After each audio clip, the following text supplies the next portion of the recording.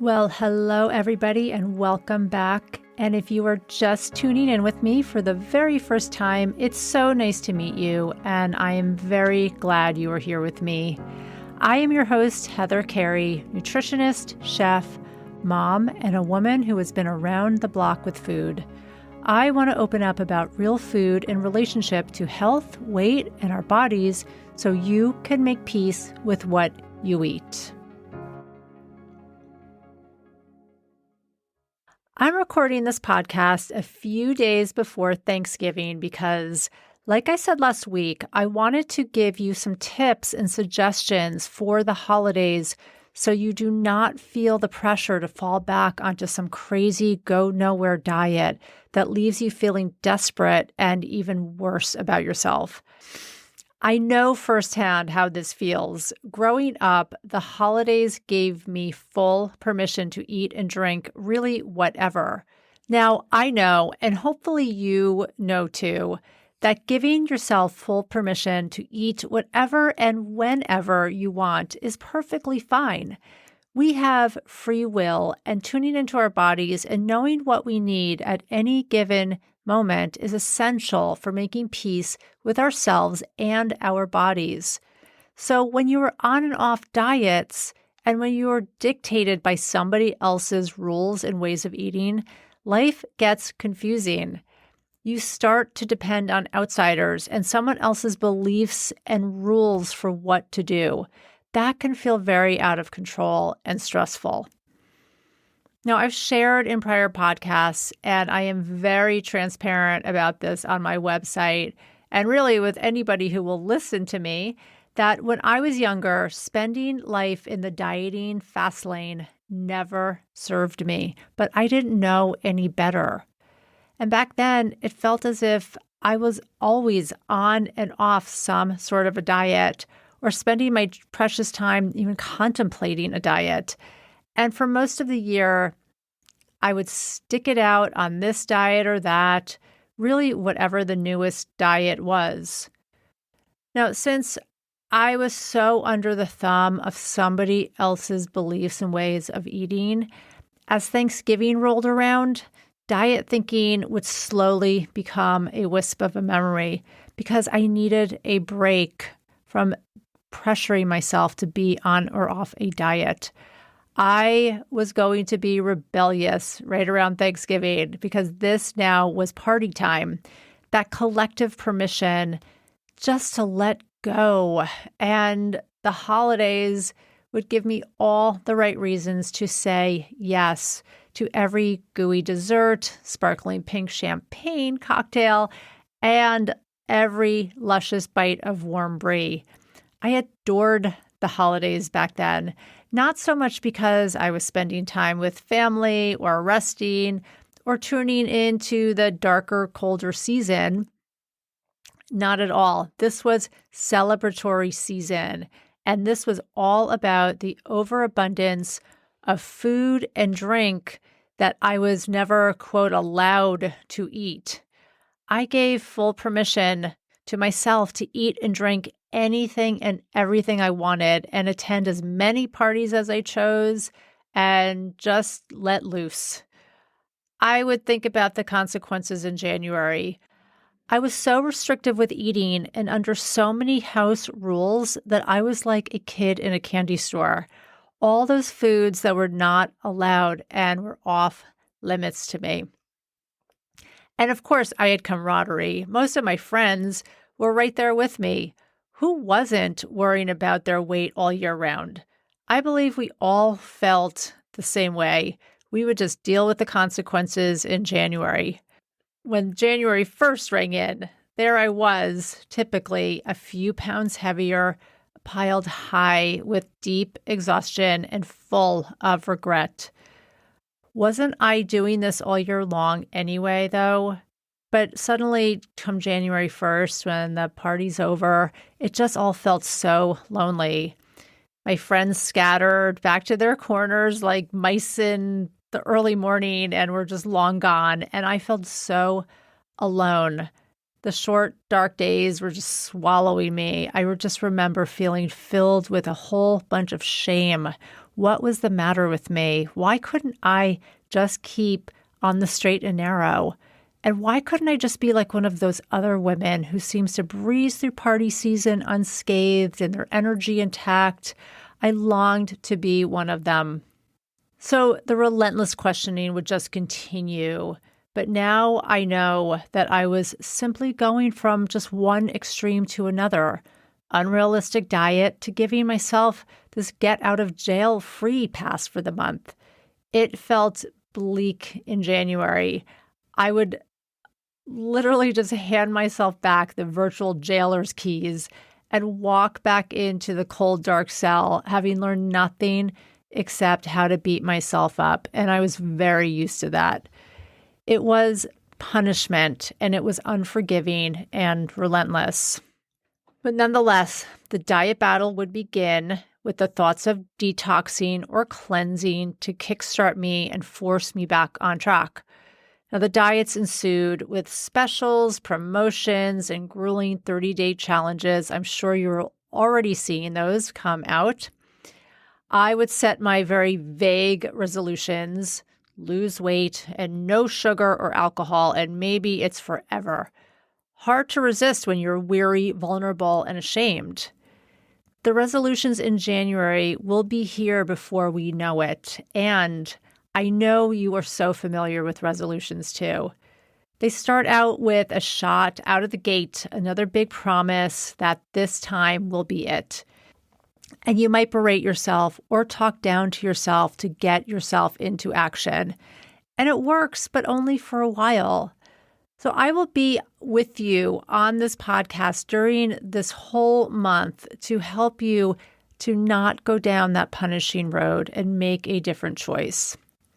But let's start getting prepared now, before Thanksgiving even starts, and well before we have to start worrying in January. I'm going to give you some very specific tips for Thanksgiving tomorrow, which can work, though, with any holiday or party coming up. But first, let's just take a look at the bigger picture here to get you to start thinking about what's going to come up ahead, all the parties and all the holidays, and that fateful day of January 2nd. I have to back up a bit to remind you of the most important part of any holiday season, or really any time of the year for that matter, and that is the self-compassion and kindness that you are going to cultivate for yourself. I have talked about self-kindness and self-compassion many times on this podcast, and I'm just going to remind you again what it is. Self-kindness is like a best-kept secret and nothing that is ever talked about in diet books or cleanses. Listen, we women, we know how to do kindness. We will go above and beyond for our friends. We would definitely walk to the ends of the earth for one of our children. Even our dog gets a great deal of attention and a daily belly rub. But when it comes to us, not so much. Most of us have been raised to be selfless and giving, and it's time to turn the attention on to yourself.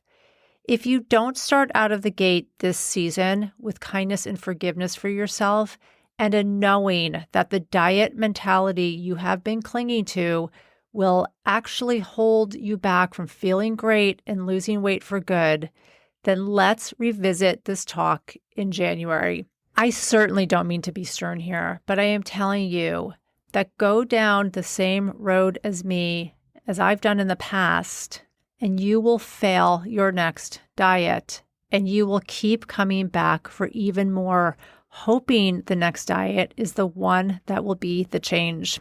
You will continue to look for solutions outside of yourself, then from within you. Your next January detox is not a goal. It's a jail sentence. Kindness is the first critical step to shifting a goal from, I better lose this weight fast, to, my goal is to feel energized and great about myself.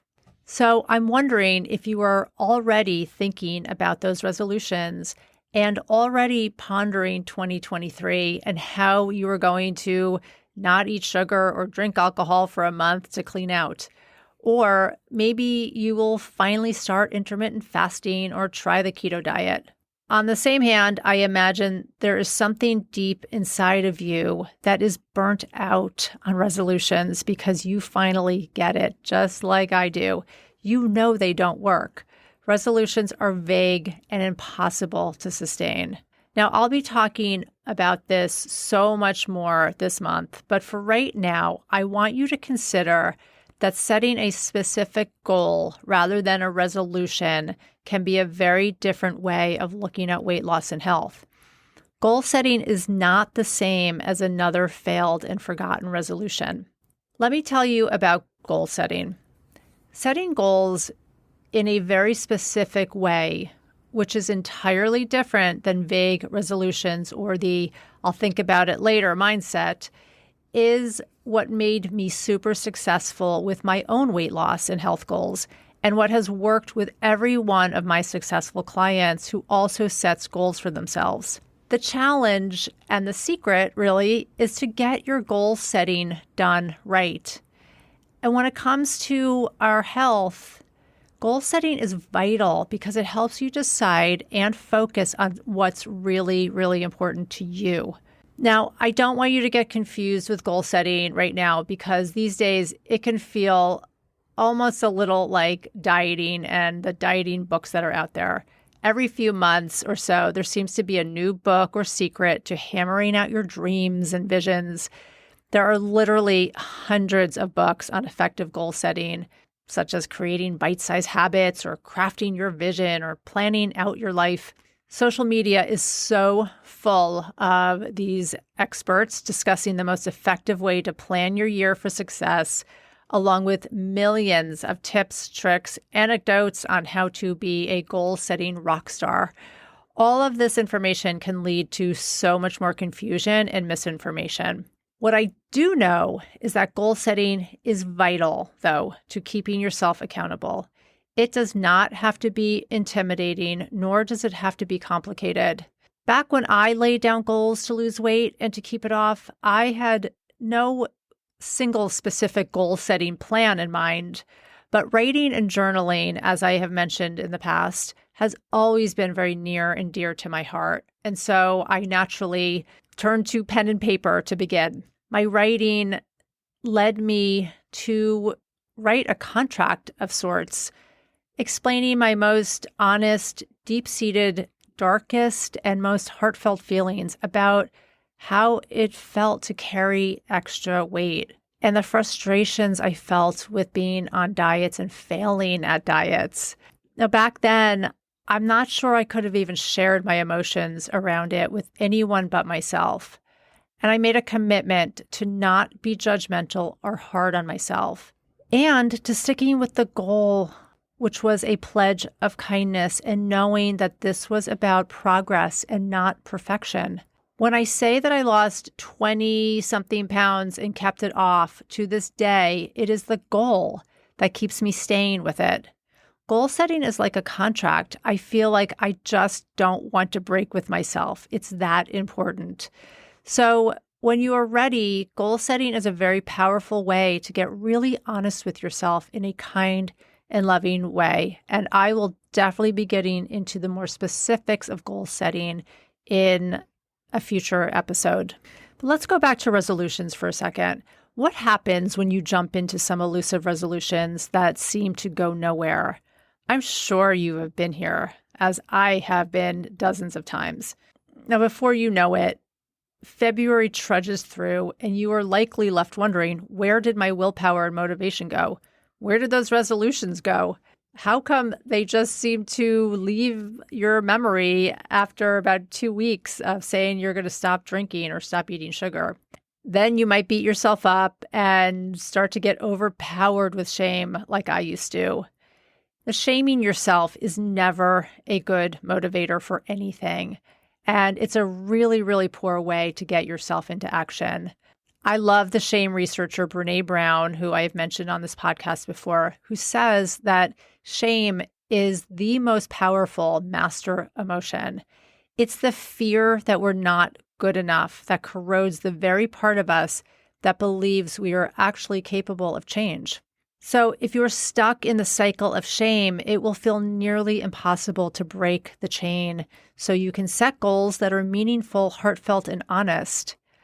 I imagine that deep down, if you are listening to this around the holidays, and I hope you are, you envision a life that can feel freeing of the burden of diet punishment. That goal is a good one. It's right there, and you just need to relearn how to tweak your goals and vision of yourself so that it will lead to success in a positive, loving way. So I'm already talking about the long game. We've just sort of covered the next month, and I'll definitely return to that as the weeks go on and we get closer into 2023. But what I also want to talk about right now is what to do when you wake up tomorrow morning and Thanksgiving is finally here.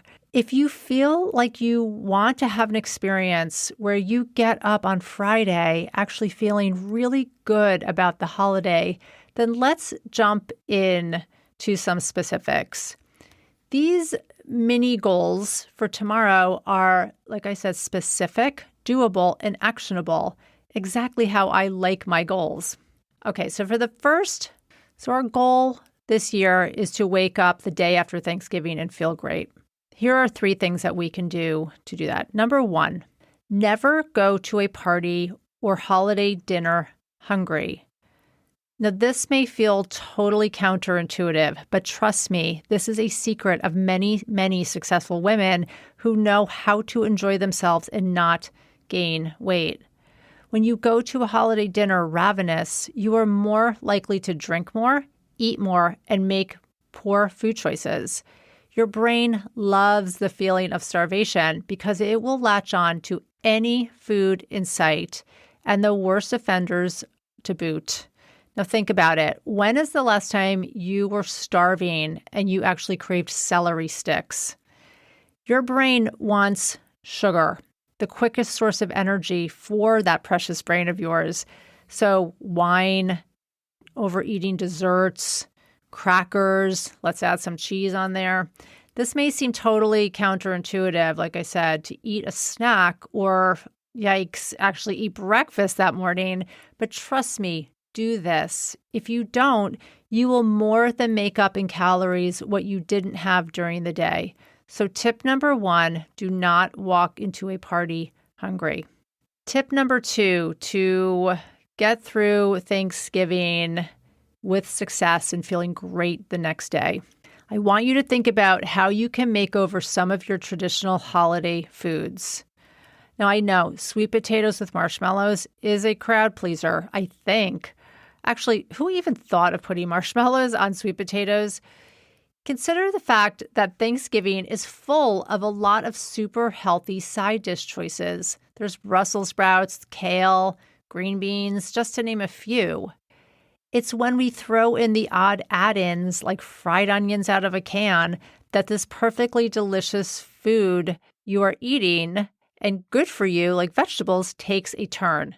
So find ways to keep these side dishes simple. Roast the vegetables, bake them, saute them with some healthy olive oil. Now, you can check out my link in the show notes. I am adding in as a bonus a sweet potato pecan casserole, which is definitely the healthiest version of a sweet potato casserole that you will get, and a much healthier way to use this nutritious vegetable. So my point here in the takeaway is that with any holiday, it does not have to be a gut bomb of the worst offenders in side dishes. You can really find enjoyment out of simplifying some of your meals. And tip number 3, to make it through Thanksgiving and walk into Friday feeling great, is to get a mental game plan. You now already know to not go to an event hungry, but none of that can happen if you don't have your head in the game. Without some planning, your plan, well, could easily go out the window as soon as you arrive. Give yourself some time to rehearse the dishes that will be at the dinner. And if you're even going out to a restaurant, you can go online and look up the menu. Take a few minutes to just mentally walk through the day and the night. Decide what you will say no to and what will be your yes foods.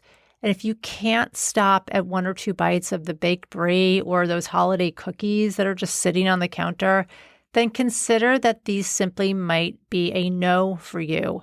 There's just no negotiation with them. They're just a no. So tip number 3, go in like a warrior with a plan of action for your eating. When you walk into this holiday tomorrow, what do you want to get out of it? What are your goals for yourself? You may be feeling a lot like I used to, the I'll think about that later mindset. But if you are tiring of beating yourself up come January, you may better be served giving some thought to that now. So we've talked about goal setting. It can feel intimidating if you don't know how to do it right. And most of us, and I used to do this too, create goals something like this. I just want to lose weight, or I need to lose 25 pounds before my vacation, or else. You can come up with all sorts of lofty, big goals, but research has shown that the more specific you get with a goal, the better the chance you have at success. As we're going into the holidays, a reasonable goal right now could just be to not gain any weight. Losing weight right now may feel daunting, but staying even, that's a reasonable goal. But it can get even more specific, and that is where the tips I gave you about just going through Thanksgiving can really help. Follow these tips, make it through your very first holiday, and feel like a success, and then keep going. Holidays can be hard, but they do not have to be. Be aware, prepare for what is ahead of you, bring the best, most filling foods with you, and be sure to enjoy your family and friends, which is really what the holidays are all about. So happy Thanksgiving. I hope it is a lovely day for you, and I can't wait to hear how it all turns out. And before I sign off, I want to tell you about my upcoming guided holiday helper called Pound Zero. Pound Zero is a 21-day guide to help you navigate the holidays with total ease. We start the first week in December. Please be sure to find the link in the show notes, and you don't want to miss out on this. Best of all, it's entirely free. It's as easy as opening up your inbox every single day for 3 weeks and getting my tip or my note or my recipe. This is my gift to you for the holidays. And on that note, thank you so much for being here today and listening. And if you have any thoughts at all on today's episode, please do not hesitate to leave a comment. And if you loved this podcast, leave me a review. It helps me to get the word out. Have a great day, everybody, and bye for now.